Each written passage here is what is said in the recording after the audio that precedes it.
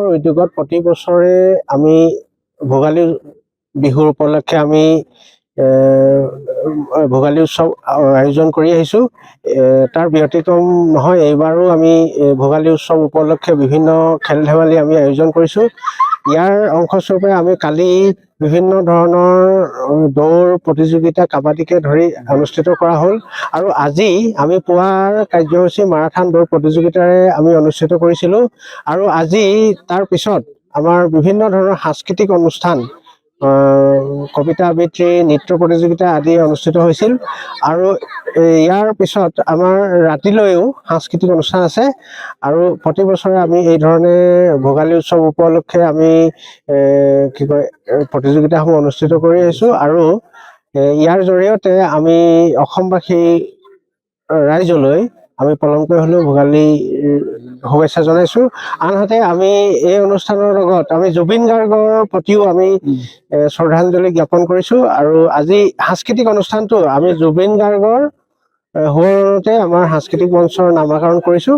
আৰু আমি সকলো ৰাইজৰ অংশগ্ৰহণ যেনেদৰে কৰিছে আমি ধন্যবাদ জনাই এই বক্তব্য সামৰিছোঁ।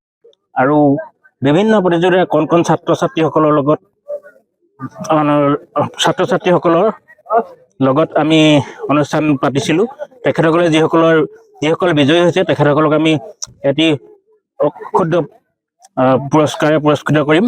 আৰু সেই অনুষ্ঠানৰ লগত সংগতি ৰাখি আমি 15 তাৰিখেও ৰাতিপুৱা মাৰাথান দৌৰ প্ৰতিযোগিতা আৰম্ভ কৰিছিলোঁ। মাৰাথান দৌৰ প্ৰতিযোগিতাত আমাৰ ছাত্ৰ ছাত্ৰীৰ পৰা আদি কৰি ডেকা বুঢ়া আৰু বয়োজ্যেষ্ঠ মহিলাকে আদি কৰি কেইবাগৰাকীও প্ৰতিযোগী অংশগ্ৰহণ কৰিছিলে। তেখেতসকলকো আমি পুৰস্কৃত কৰিম। আজি আমি দ্বিতীয় দিনৰ কাৰ্যসূচী হিচাপে আমি চিত্ৰাংকন প্ৰতিযোগিতা আৰম্ভ কৰিছিলোঁ। তাৰপিছতে বিহু নৃত্য, বিহুগীত, কুইজ আৰু আমাৰ হাঁহ ধৰা প্ৰতিযোগিতা, অতি আকৰ্ষণীয় প্ৰতিযোগিতা। সকলো গাঁৱৰ ৰাইজে এই প্ৰতিযোগিতাত অংশগ্ৰহণ কৰি যথেষ্ট আনন্দিত হৈছে।